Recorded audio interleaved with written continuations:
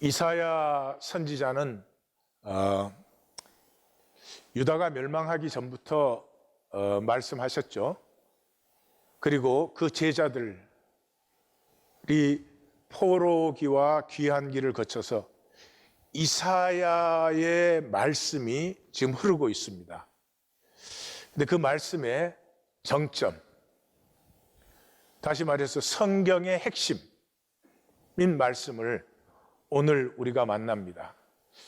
이해가 필요한 말씀이에요. 그래서 제가 설명을 길게 합니다.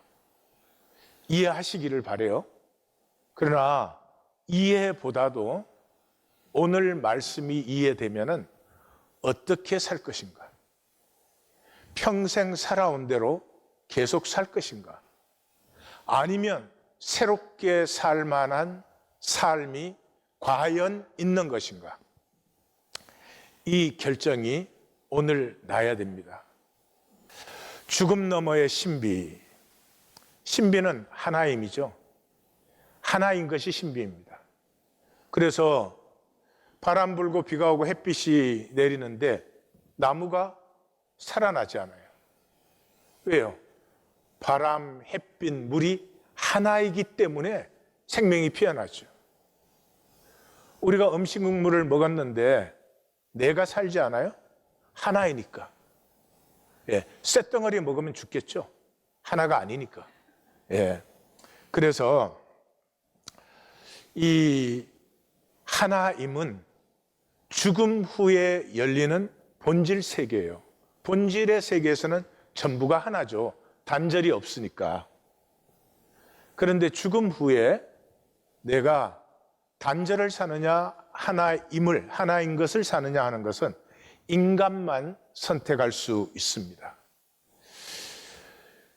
그래서 이 하나인 세계, 이 본질 세계를 우리에게 계시해주는, 가르쳐주는 것이 말씀입니다.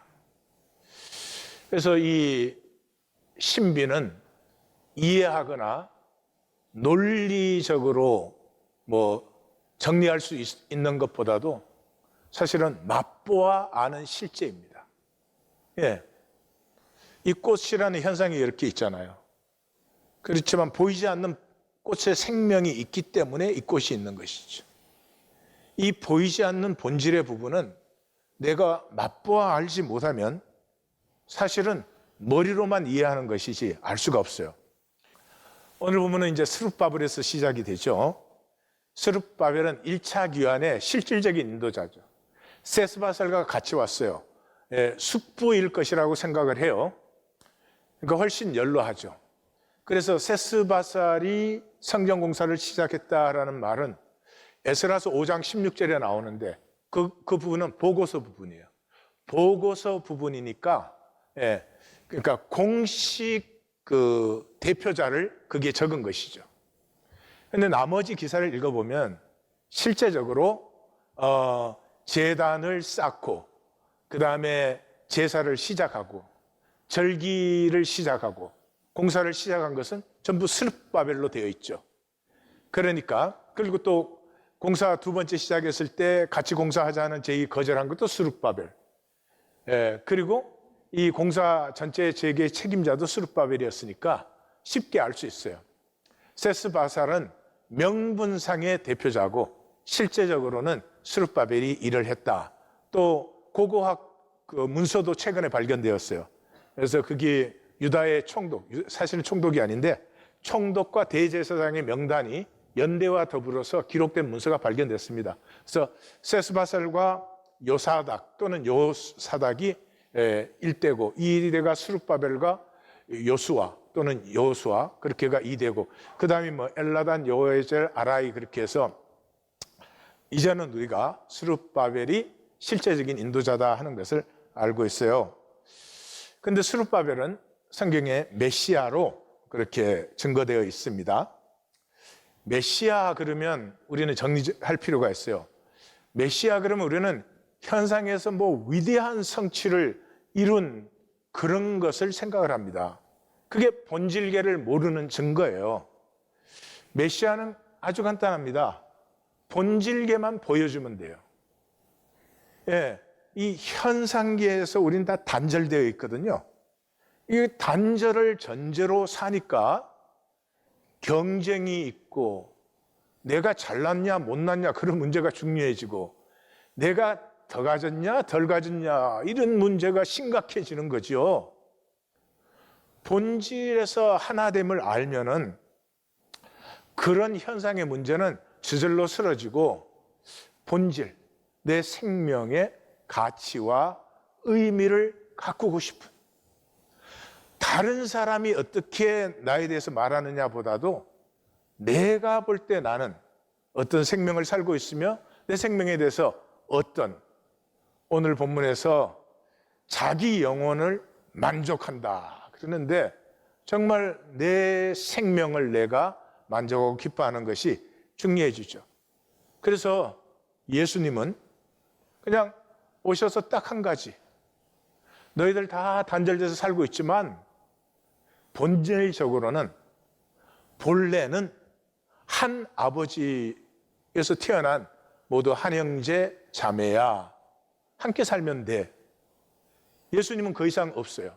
기독교는 예수님에 대해서 뭐 엄청나게 뭐 금관을 씌우고 뭐 하여튼 금발머리를 씌우고 뭐 온갖 짓을 다 해놨는데요. 예, 십자가에 또 높이 달린 그림도 그리고 그런 거 다 5세기, 6세기에 들어온 거예요. 사도 공동체는 그런 거 생각해 보지도 못하는 것이에요. 왜요? 종교는 자기 종교의 신이 높아야 되니까. 그게 종교인이에요. 자기 신이 높아야 된다는 말은 자기도 높아야 된다. 그런 거죠. 그러니 뭐가 종교인이 세상하고 다를 게 뭐가 있겠어요. 그래서 학개서를 보시면 너는 유다 총독 스룹바벨에게 이르라. 내가 하늘과 땅을 진동시킬 것이요 여러 왕국들의 보좌를 엎을 것이요 여러 나라의 세력을 멸할 것이요 그 병거들과 그 탄자를 엎드리리니 말과 그 탄자가 각각 그의 동료의 칼에 엎드려지리라. 이제 여기 읽으면 조금 이상해져야 돼요. 메시아가 능력이 있어가지고 썰어버리는 게 아니라 이렇게 스스로 멸망하네 쟤네들. 그럼 메시아는 뭐 한 거야 도대체? 메시아는 본질을 보여주면 현상은 저절로 힘을 잃는 거예요. 예. 또 23절에는 신탁이 나와요. 여호와의 신탁이다 3번 나와요. 오라클 오브 야훼가 3번 나와요. 만군의 여호와 말한다. 스알디엘의 아들 내정 스룹바벨아, 여호와의 신탁이다. 그날에 내가 너를 세우고 너를 인장으로 삼. 인장은 인감도장이에요. 그러니까 하나님의 모든 일에 스룹바벨이 꽝 찍으면 끝나버리는 거예요. 이는 내가 너를 택하였습니다. 여호와의 신탁이니라. 3번 나와요. 스가랴에서는 더 본격적으로 나와요. 이 스룹바벨이 메시아라는 것은 큰 산아 내가 무엇이냐. 여기 산이 뭐 산말하겠어요? 제국 말하는 거지. 제국아 네가 뭐냐. 스룹바벨 앞에서 평지가 된다.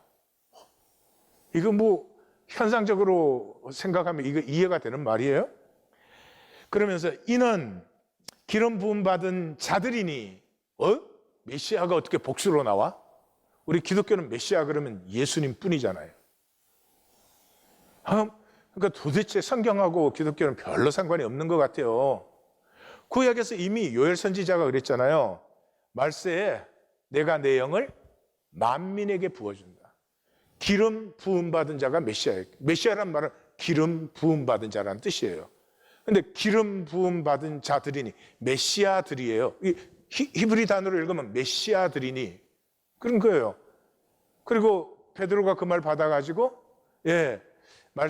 말일에 모든 육체에 영을 부어주리라. 그러니까 우리가 다 메시아 되는 거예요. 예수 믿었다는 건 메시아 되는 거예요. 메시아. 메시아를 모르니까 이단 만들어갖고 지가 메시아라고 그런 사람이 메시아가 뭐 하는 사람인데 자기 생명을 나누어주고 죽는 거예요. 여기에 복수로 나오는 이유는 뭐예요? 스룹바벨과 예수와 이 총독은 아니지. 사실은 정확하게 말하면 도지사지. 도지사와 대제사장이 둘 다 메시아다. 기름 부음 받은 자다. 그래서 비전에 나오잖아요. 두 금관이 있어. 두 금관에서 금 기름이 흘러가지고 두 감람나무로 들어와. 그게 누구예요? 스룹바벨과 예수아죠. 그래서 하나님께서 그 시대를 위해서 기름 부어 쓰신다 그런 말이에요. 그리고 6장 12절에 가면 더 노골적이죠. 보라 싹이라 이름하는 자가. 싹이 뭐예요? 스룹바벨은 바벨론에서 태어났다 그런 말이에요. 바벨론에서 피어난 싹이다 그런 말이에요. 스룹이라 하는 자가 자기 곳에서 돋아나서 여호와의 전을 건축하리라. 이 여호와의 전 건축이 빌딩 건축이면 이 거짓말이지. 스룹바벨은 건축 완공하지 못했잖아요. 여기서 벌써 알 수 있죠. 메시아라고 하는 것은 무슨 현상적인 성취를 이루는 것이 아니라 본질이 나타나게 하는 것이다. 그러면 스룹바벨은 분명히 메시아예요. 이 성중 건축을 통해 가지고 하나님의 본질적인 역사가 온전히 나타나게 했습니다. 어떻게? 보십시다. 역사적 정황을 보시면 다리우스가 이제 왕이 되고 나서 2년 동안은 제국 안정시키는데 정신이 없었어요. 옛날 제국은 황제가 바뀌면 뭐 반란이 사방에서 일어나니까요. 그래서 제국을 안정시켰어요. 제국을 안정시키고 나니까 관심이 그리스도를 향해요. 지도를 보시면 알겠지만 이렇게 지중해가 이렇게 디귿자처럼 이렇게 들어와 있잖아요.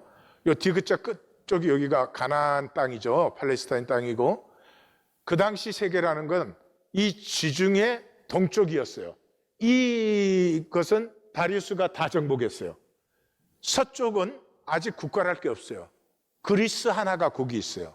근데 그리스도 그때 100개가 넘는 도시 국가예요. 시족 국가들이었어요.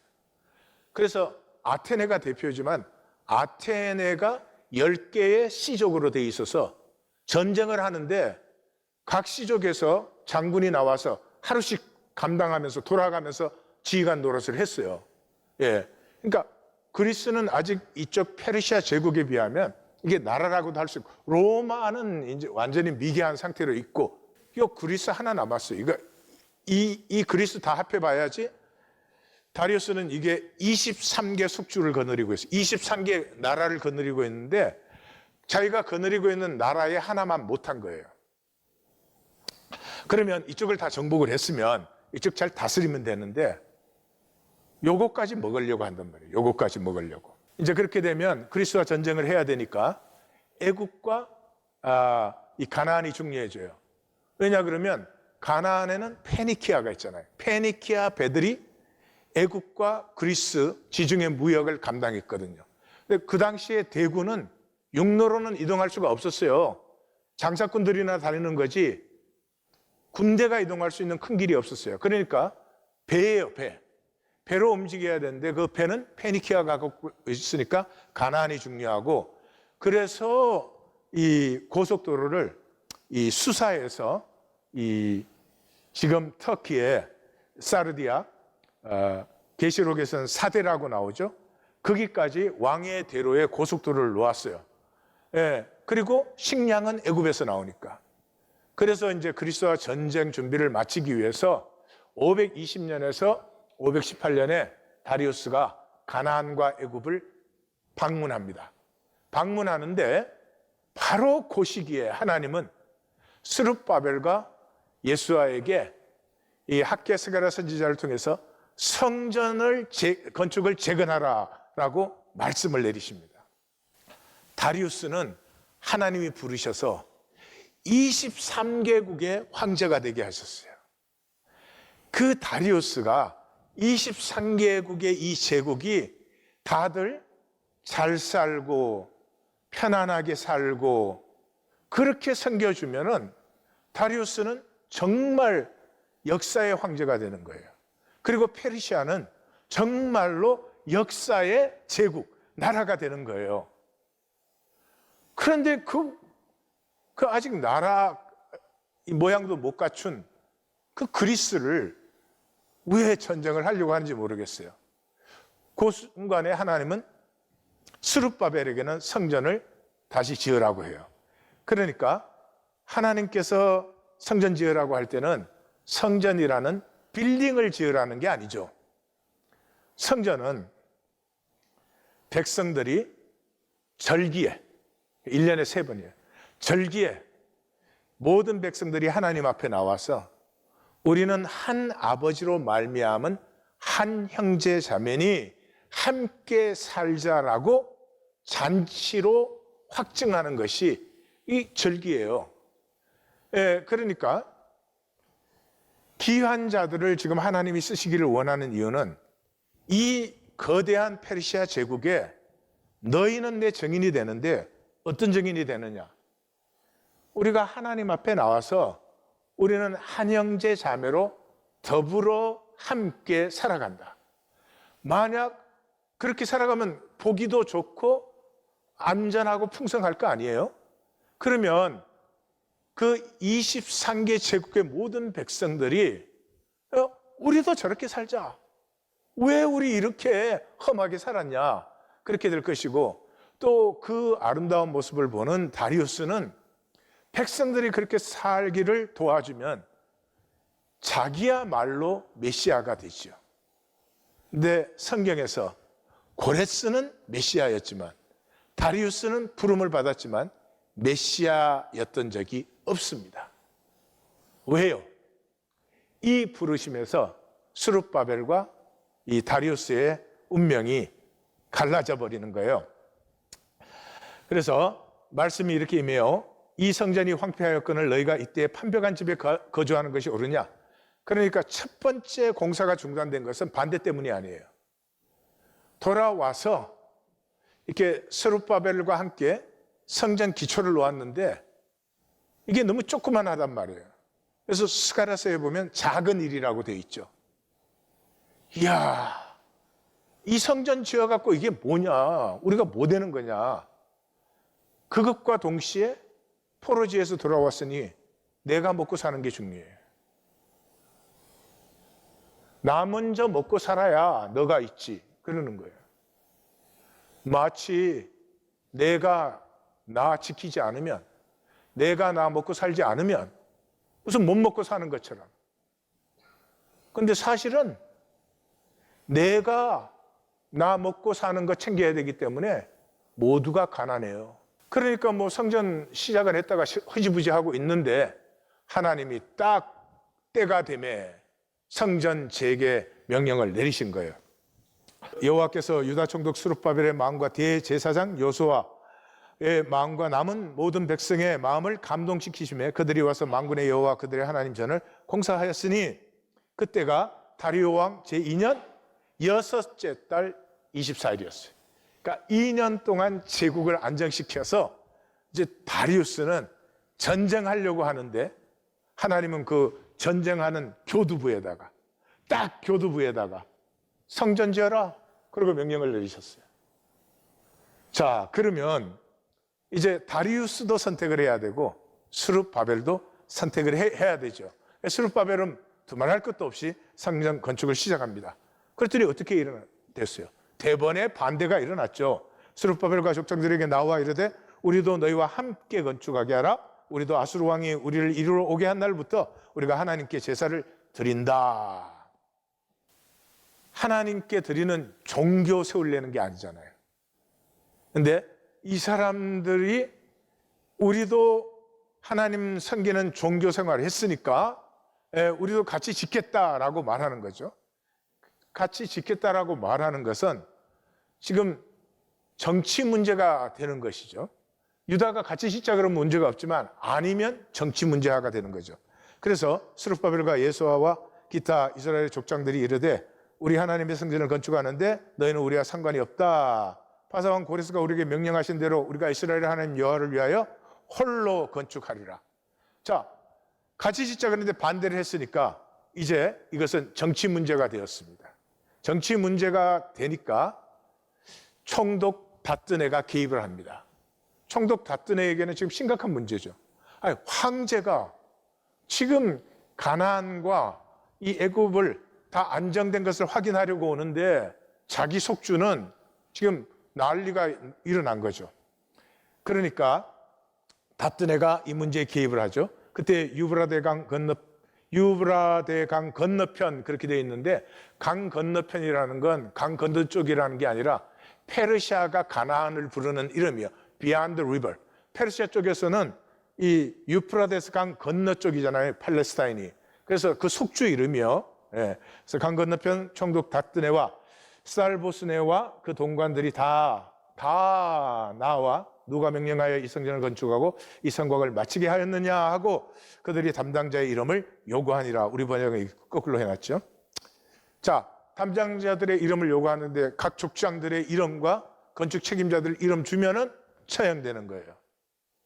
뭐 그때는 뭐 아주 간단한 거예요. 문제 일어났어? 잡아서 죽여버리면 끝나는 거죠. 자, 그러니 스룹바벨에게는 딜레마가 생겼죠. 제일 첫째 딜레마는 귀한 자들의 기대와 하나님의 섭리의 차이예요. 학개 선지자가 모든 나라를 진동시키고 모든 나라의 보배가 이르리니 내가 이 성전의 영광이 충만하게 하리라. 만군의 여호와의 말이다. 이 성전의 나중 영광이 이전 솔로몬 성전의 영광보다 크리라. 만군의 여호와의 말이니라. 지금 귀한 자들은 뭐 생각하고 있어요? 여기 성전 지으면 금, 은, 다이아몬드, 물방울 다이아가 들어온다라고 생각을 해요. 근데 하나님에게는 그건 배설물이에요. 하나님에게 보배는 뭐예요? 사람들이 하나 되어 사는 거예요. 가정에서부터 남편과 아내가 하나 되어 사는 거예요.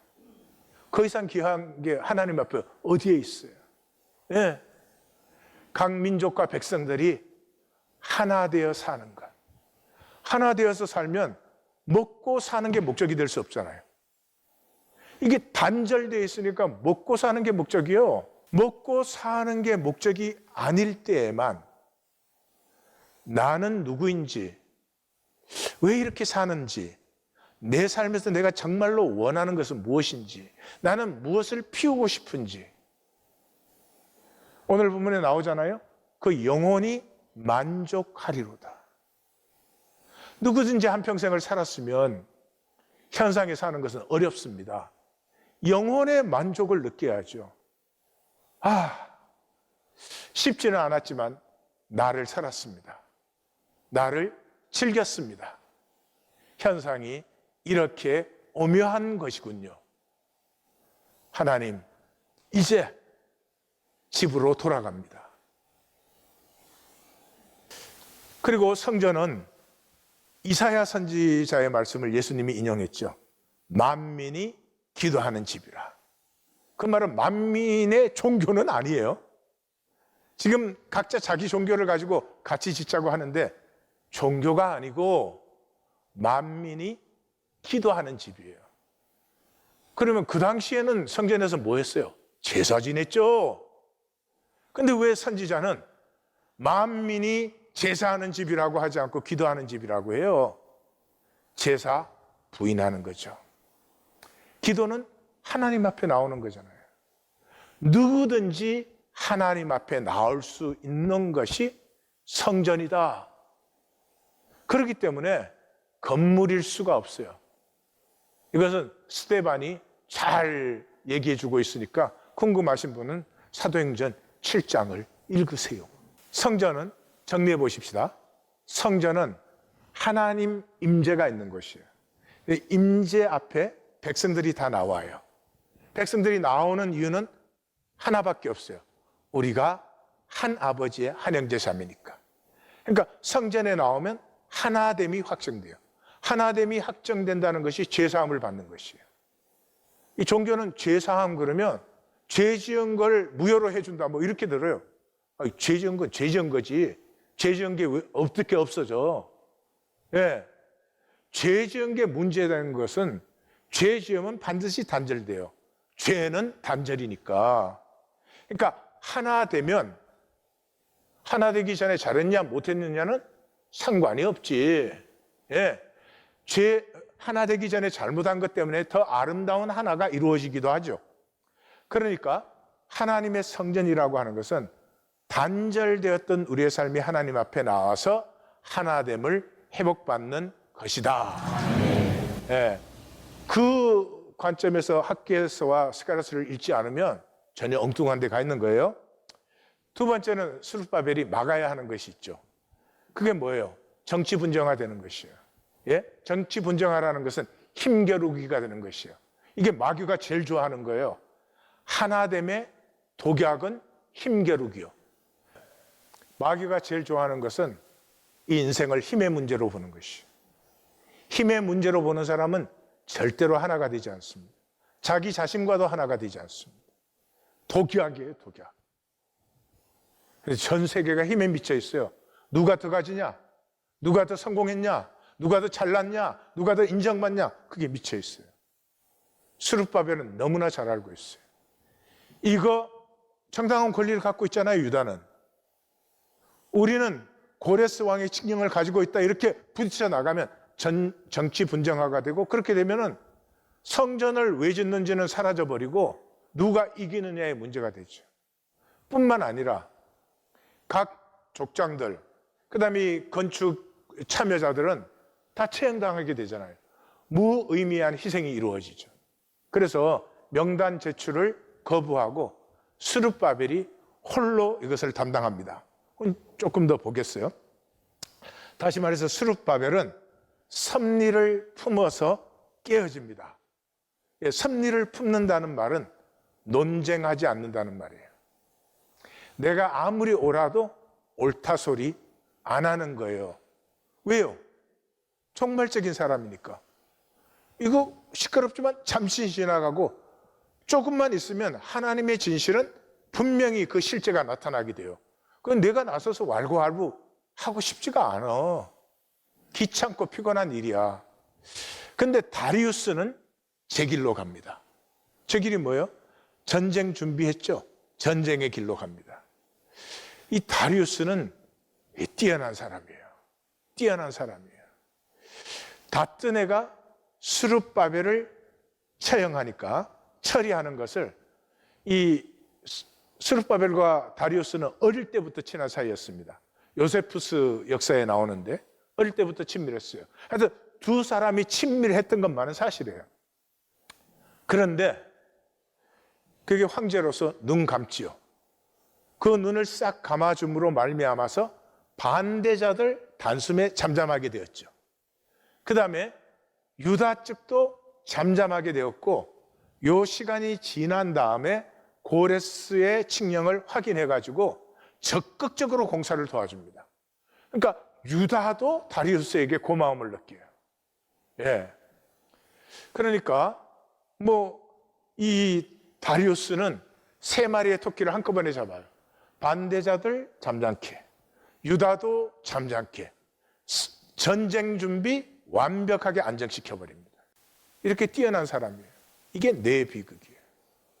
그래서 다리우스는 전쟁에 패배하게 되고 내리막길로 치달아서 페르시아가 멸망하게 됩니다. 그래서 490년 마라톤 전투, 이건 다리우스가 한 거예요. 그 다음에 480년 살라미스 전투와 479년 플라타이아 전투는 그 아들 아수에로가 한 건데, 세 번의 전투에서 다 져가지고 페르시아가 결국은 멸망하게 되죠. 역사가들은 이 전쟁을 그렇게 말을 합니다. 어떻게 그리스가, 첫 번째 전쟁은 병력이 10분의 1이었어요. 두 번째 전쟁은 100분의 1이었어요. 그 당시는 10분의 1이면 이길 수가 없어요. 왜요? 그 당시 전쟁은 칼하고 창으로 찔러 죽이는 거예요. 무슨 폭탄이 있는 것도 아니고. 그러니까 병력 차이가 어느 정도 난다, 그럼 싸울 수가 있지만 10분의 1이면 어떻게 해요? 그게 페르시아 군대는 계속 전투를 해온 정예병이에요. 아테네는 그 당시 그리스 자체가 수백 개의 시족 국가였어요. 아테네 그 중에 하나예요. 페르시아가 들어온다니까 다 항복했어요. 항복 안 한 건 아테네와 아주 작은 시족인 플라타이아. 그래서 플라타이아에서 한 800명. 이 아테네에서 다 합쳐야 10,000명이 안 됐어요. 그러니까 전체 군대가 10,000명이 안 되는 군대예요. 그런데 어떻게 이겼느냐? 이 역사가는 이게 설명할 길이 없잖아요. 그러니까 말하는 게 이 민주주의와 시민정신이다. 어때? 아테네는 민주주의와 시민정신이 강했기 때문에 이겼다 그러는데, 그런 사람들 갖다가 민주주의 지금 아니까 전쟁해봐 한번 시켜보고 싶어요. 민주주의 같은 소리 하지 마세요. 예, 마라톤 전투에는 그 지휘자가 밀티아데스였고, 그 다음에 살라미스 전투에서는 최고 지휘자가 데미토스 클레스였어요. 두 사람 다 전쟁 끝나고 페르시아로 망명했어요. 왜? 전쟁의 공헌자니까, 이 사람들 힘이 강해지니까 사방에서 서로 죽이려고 해서 망명해. 무슨 시민정신 같은 소리 하네. 아니에요. 전혀 아닙니다. 아테네는 그 조그마한 나라가 10개 시족으로 되어 있어요. 10개 시족으로 되어 있는데 한 시족도 전쟁을 하는데 양보를 안 해. 그래가지고 전쟁 지휘를 한 시족씩 돌아가면서 하루씩 지휘를 했어요. 이길 수 있겠어요? 이길 수 없어요. 근데 왜 페르시아가 졌어요? 하나님이 버리셨어요. 보실 수 있어야 돼요. 하나님이 버리셨어요. 그래서 이 다리우스가 그 23개 제국의 황제가 되었을 때 스룹바벨과 함께 스룹바벨이 성전 재건하고 그 백성들이 함께 살아가는 걸 도와주고, 그랬더니 다 잘 살고 행복하고 정말 좋다. 이거 제국 전체에 이렇게 하도록 도와주자. 그랬으면 얼마나 좋았겠어요. 그런데 이게 아수르와 바벨론 길로 그랬잖아요. 하나님이 아수르 도구로 썼죠. 바벨론 도구로 썼는데 지가 잘난 줄 알고, 지가 잘난 줄 아는 바람에 두 제국 다 망했는데, 이 다리우스가 지가 잘난 줄 알다가 망하는 거죠. 그래서 여기서 우리는 생명의 역설을 봅니다. 생명의 역설은 나는 나의 육조건의 상실이에요. 네, 나의 조건인데 이게 육체적인 조건이어서 육조건이라고 한 거예요. 왜냐하면 전부 이걸 위해서 살아요. 육조건을 위해서. 난 니보다 높다, 뭐 잘났다, 뭐 잘생겼다, 뭐 니보다 높은 데 있다, 뭐 이런 거. 그런데 육조건은 더려지기 위해서 사는 것이에요. 다시 말씀드려요. 나의 육조건은 더려지기 위해서 사는 것이에요. 왜냐하면 이건 피할 수 없는 실제예요. 내 육조건은 결국은 상실이에요. 결국은 다 벗어버리는 것이에요. 그러므로 세상에 빼앗기든지 아니면 내가 자원함으로 드리든지 둘 중에 하나예요. 그래서 사도 바울이 하나님의 모든 자비하심으로 너희를 권하노니 너희 몸으로 너희 삶을 하나님이 기뻐하시는 거룩한 산제물로 드리라. 이는 너희가 드릴 영적 예배니라. 예배를 종교로 생각하시면 안 돼요. 삶이에요, 삶. 우리가 하나님께 생명 받았잖아요. 이 생명 어떻게 피우세요? 이 생명 어떻게 피우세요? 출세하면 생명 피어나요? 돈 많이 벌면 생명 피어납니까? 남보다 잘나고 높아지면 생명 피어난 것입니까? 천만의 말씀입니다.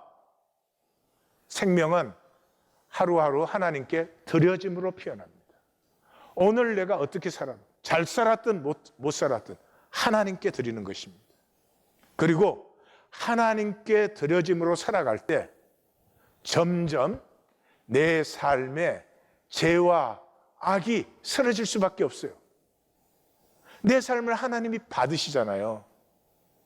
내가 잘 살아서 받는 게 아니에요. 내가 우수해서 받는 게 아니에요.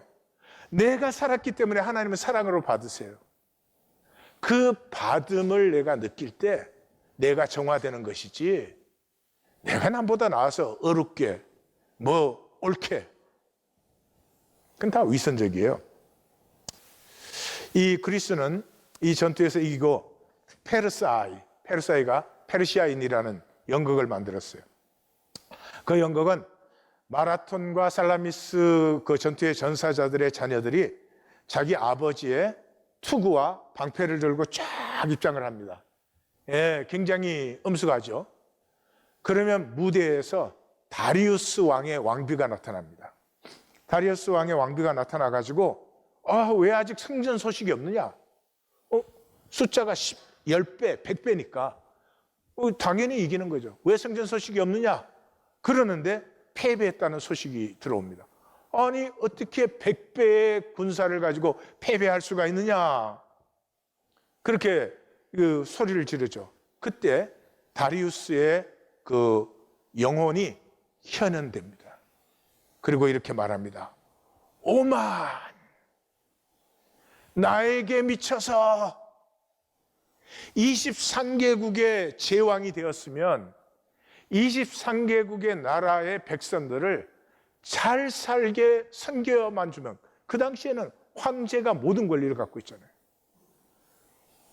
진정한 왕이 될 것이고 자기 제국은 진정한 나라가 될 것인데, 아니 그 23개국을 놔두고 나라 모양도 아직은 채 못 갖춘 그 그리스까지 내가 움켜져야 된다.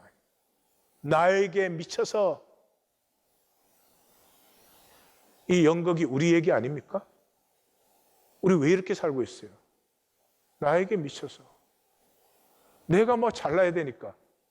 잠깐 지나가는 현상에 잘난들 못난들 그게 뭐 그렇게 대수입니까?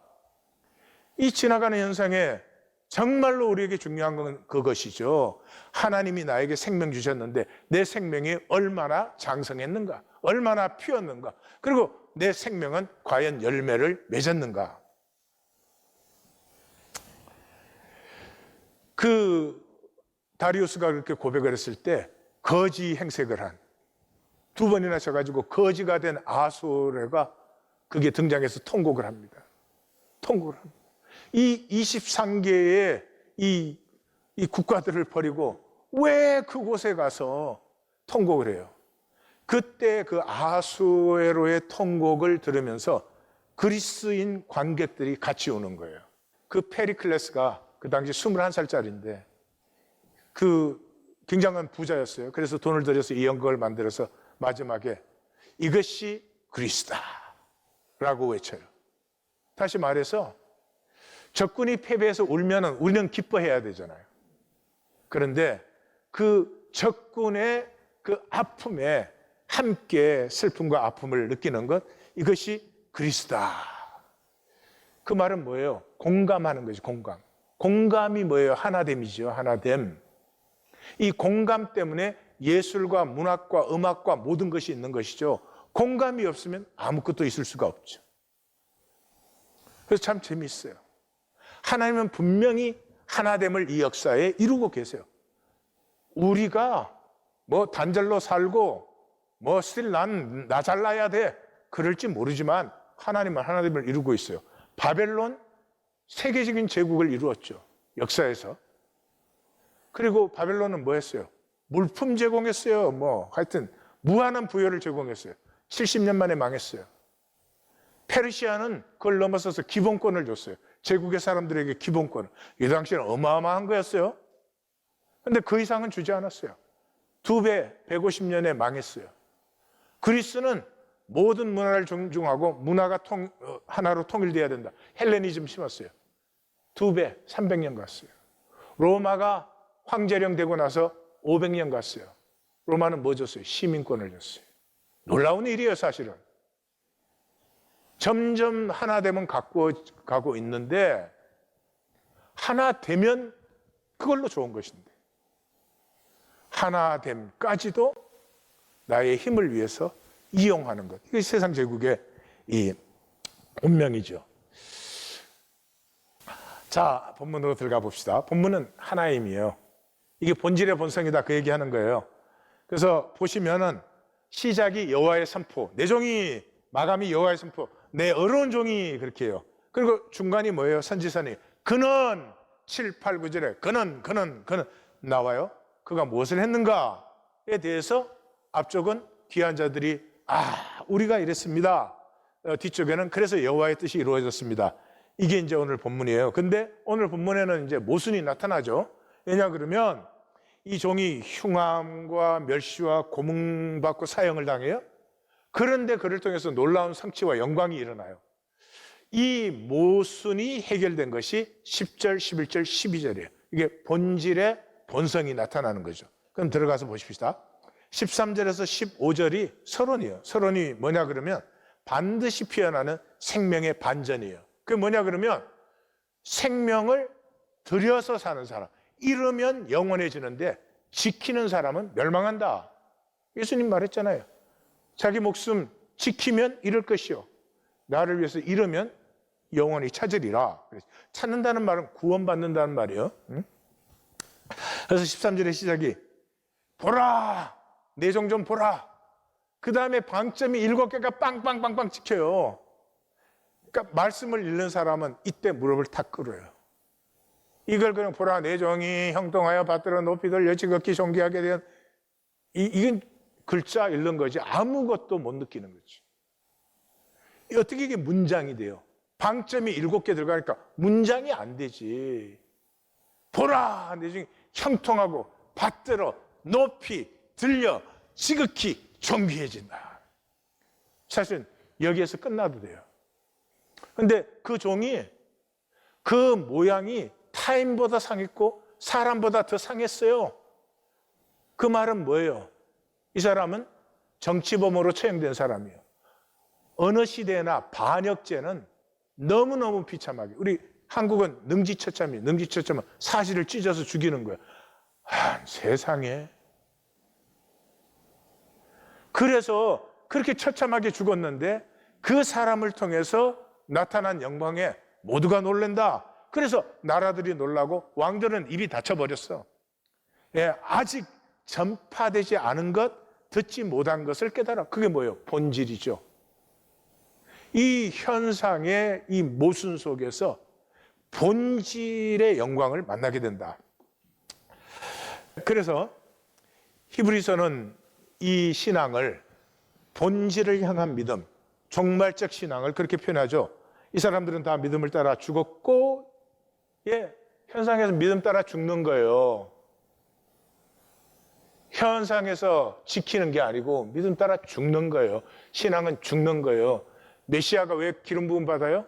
자기 생명 다 나누어 주기 위해서 죽는 거예요. 멀리서 보고 환영하며 땅에서 외국인과 나그네로 살아요. 이 현상 지나가는 나그네로 살아요. 왜냐하면 그들은 바라보는 본향이 있으니까. 이 현상 세계가 끝나고 본질 세계 하나님 안에 모두가 하나 되는 그 나라를 바라보고 있기 때문에 그래서 1절에서 6절은 현상계에서 이루신 하나님의 하나됨이 나타나죠. 우리가 전한 것을 누가 믿냐? 이게 믿을 수 있는 일이냐? 현상계에서 본질계 아무리 말해도 안 믿어요. 제가 본질계라는 말을 아마 수천 번 했을 거예요. 몇 분이나 믿으세요? 대부분은 머리로 이해했지 믿지 않는다, 살지 않는다. 살지 못한다가 더 정확할 거예요. 아니 황폐한 예루살렘에 여호와의 주 다스리신 이가 나타난다. 이거 믿는다는 건 위대한 가슴, 위대한 용기예요. 예. 그래서 그는 주 앞에 자라나기를 연한 순 같고 마른 땅에서 나온 뿌리 같아서 고운 모양도 없고 풍채도 없고 우리가 보기에 허무할 아름다운 명품이 하나도 없도다. 현상에 화려하고 권세와 힘으로 되는 것이 아니에요. 오히려 현상에 잘난 것은 하나됨의 방해가 되는 것이에요. 그는 멸시를 받아 사람들에게 버림받고 간고를 많이 겪었으며 질고를 아는 자라. 그리고 부정한 자, 얼굴을 가리고 이렇게 문둥병 환자 보면 얼굴 돌리고 부정하다 세우면 선포해야 되거든요. 예, 그런 사람같이 우리가 멸시하고 그를 기이 여기지 않았다. 그러니까 이 본질의 사람은 현상계에서는 오히려 강구와 질고와 멸시받고 버림받아요. 스룹바벨은 이걸 본 사람이요. 왜? 성령의 감동 받았으니까. 그래서 자기가 그걸 다 감당하고 자기가 죽죠. 자기가 조용히 죽음으로써 더 이상 희생자도 없게 하고, 더 이상 그 유다도 반대하는 사람들도 정치적 분쟁에 들어오지 않고, 그리고 다리우스는 스스로 자기의 선택을 할 수 있게 되고. 그래서 여기까지 오니까 이제 비로소 알아요. 50장에서 종의 노래가 나왔잖아요. 저 여호와께서 나의 길을 여섯으로 내 거역지도 않고 뒤로 물러가지도 않았다. 나를 때리는 자에게 등을 맡기고 수염 뽑는 자에게 뺨 맡기고 모욕하고 침뱉는 자에게 얼굴 가리지 않았다. 왜? 여호와께서 나를 도우심으로 내가 부끄러움을 당치 아니할 것이고 내 얼굴을 부싯돌같이 단단하게 하였다. 왜냐 그러면 이게 잠깐 시끄럽지만 지나가고 나면 수치를 당하는 것은 내가 아니라 그들이기 때문에 그래서 이게 스룹바벨이었구나. 이제 여기서 아는 거죠. 예. 그는 실로 우리의 질고를 지고 슬픔을 당하였거늘 우리는 생각하기를 그는 징벌을 받아서 하나님께 맞고 고난을 당한다 하였노라. 굉장히 어려운 겁니다. 내가 옳아요. 내가 의로운 걸 알아요. 근데 사람들이 내가 잘못돼서 저 징계를 받는다 이렇게 말해요. 그때 이 논쟁하지 않을 수 있는, 변명하지 않을 수 있는 사람 없어요. 절대로 잠잠하지 못합니다. 잠잠할 수 있는 것은 성령뿐이에요. 성령 아니고는 여기에 누가 무슨 인격으로 그런 소리 하지 마십시오. 그가 찔림은 우리의 허물 때문이요 그의 상함은 우리의 죄악 때문이요 그가 징계를 받음으로 우리가 평화를 누리고 그가 채찍에 맞음으로 우리가 나음을 받았도다.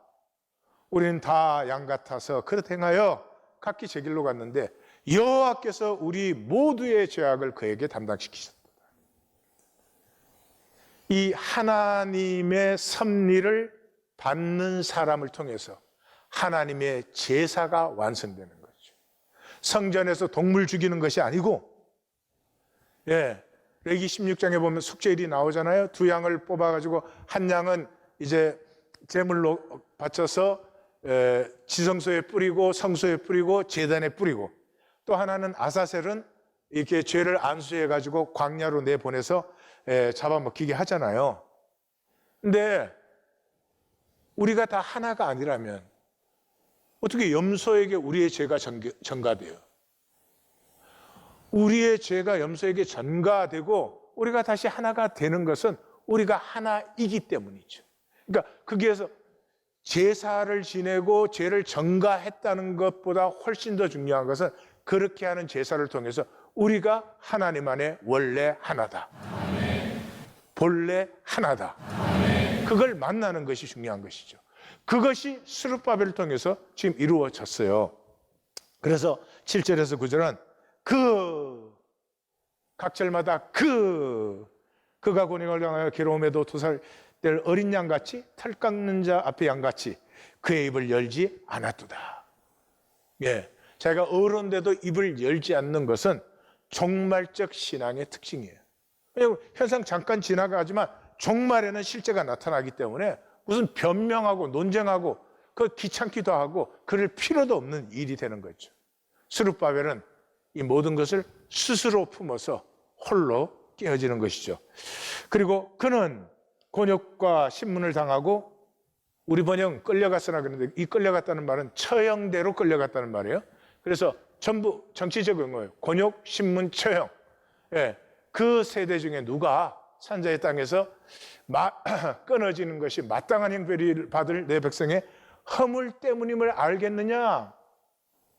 스룹바벨이 이 백성 살리고 이 백성을 향한 하나님의 섭리를 살리기 위해서 자기가 그걸 품어 안고 끼어지는 이 비밀을 누가 알겠느냐? 그는 강포를 행하지 않았고 그 입에는 거짓이 없었으나 무덤은 악인과 함께 왔지만 죽은 후에는 부자와 함께, 현상에서는 멸시를 받지만 죽음을 지나서는 영광을 받는다. 그래서 선포가 일어나죠. 그의 상함받음 질고당함은 여호와의 섭니다. 우리는 원하십니다. 그랬죠? 거기 섭니다. 생명이 속건제물로 드려지면 그가 씨를 보게 되며, 씨는 언제 맺혀요? 씨가 열매죠. 열매는 죽은 후에 맺히죠. 씨를 보게 되면 그의 날은 길 것이요 그의 손으로 여호와께서 기뻐하시는 뜻을 성취하리로다. 그는 섭리의 아픔을 품어서 생명 씨앗이 되므로 하나님의 섭리를 이루신 거죠.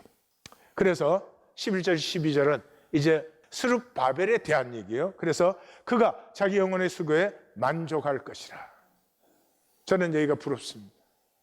우리 모두 한평생을 삽니다.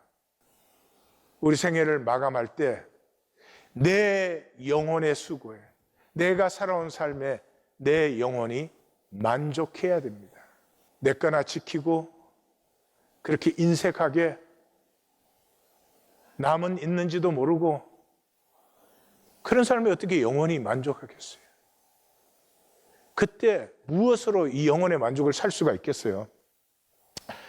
내 의로운 종이 자기의 지식으로 그랬는데, 이 지식은 이 종말적 지식 또는 본질적 지식을 얘기하는 거예요. 데트라는 단어예요. 그래서 자기의 그 알물, 야다를 통해서 많은 일을 어렵게 하며 그들의 죄악을 담당하였다. 다시 말해서 스룹바벨은 자기 영혼의 그 수고에 만족하였는데, 이는 자기 때문에 공사에 참여했던 사람들은 다 사면 받았죠. 그 다음에 공사는 완공되었죠. 그래서 하나님의 섭리는 이루어졌죠. 그리고 하나님의 말씀이 다 현현되었어요. 근데 어떻게 됐어요? 다리우스는 멸망길로 갔습니다. 그래서 그러므로 총결론이 나와요. 내가 그에게 존귀한 자와 함께 목을 받게 하고 강한 자와 함께 탈취물을 나누게 하고, 이는 그가 자기 영혼을 버려 사망에 이르게 하였습니다. 다시 한 번 말씀드립니다. 영혼이 우리의 생명입니다. 우리의 생명은 이 땅에 사는 동안 버리는 것입니다. 무엇을 위해서요? 가치와 의미를 위해서. 내가 부들부들 떨고 지키는 것이 아닙니다. 예. 범죄자 중 하나로 헤아림을 받았으므로 그러나 그가 많은 사람의 죄를 담당하며 범죄자를 위하여 기도. 여기 범죄자라는 단어가 파쉐인데 반역자입니다. 예. 정치범을 하는 특정 용어예요. 이 반역자들, 지금 반역자가 누구예요? 성전공사에 참여한 자들이 반역자로 기속되었잖아요. 그들을 위하여 기도했어요. 다시 말해서 스룹바벨은 이스라엘 역사의 결정적인 시간에 하나님의 섭리에 순종함으로 그런 영원한 생명 가치를 피웠습니다. 그가 이 자기 시대에 증거한 것을 예수 그리스도는 인류 역사의 가장 결정적인 시간에 완성시키신 거죠. 여기까지 본문에 대해서 설명을 했습니다. 저는 성도님들이 이해하기를 바라고 이해할 수 있으면 좋겠습니다. 이해가 잘 안 되는 분은 페르시아와 그리스 전쟁 역사를 한번 읽어보시면 도움이 될 거예요. 그러나 이해를 위해서 제가 이 말씀 전가한 건 아닙니다. 딱 한 가지입니다. 구원 받으십시오. 구원 받는다는 것은 본질을 보는 것입니다. 현상에 더 이상 종노릇하지 않는 것입니다. 종교 생활하는 것 아닙니다. 그럼 무엇이 구원받은 것이냐? 우리는 분명하게 나누었죠. 세 가지입니다. 타인을 볼 때 무엇이 보이느냐? 사람이 보이느냐? 돈이 보이느냐? 그게 나의 세계입니다. 내 세계가 이 세상 나라면은 돈이 보입니다. 그 사람이 얼마나 부자인지, 성공했는지, 뭐 잘 입었는지 그런 게 보입니다. 그러나 하나님의 사람이라면, 하나님의 나라를 산다면 반드시 사람이 보입니다. 두 번째, 구원받았다는 말은 하나님이 우선순위입니다. 그것이 나의 생명입니다. 내 우선순위가 내 생명이 무엇이냐 하는 것입니다. 세 번째가 1820 데일리 브레드입니다. 이게 나의 중심을 알려줍니다.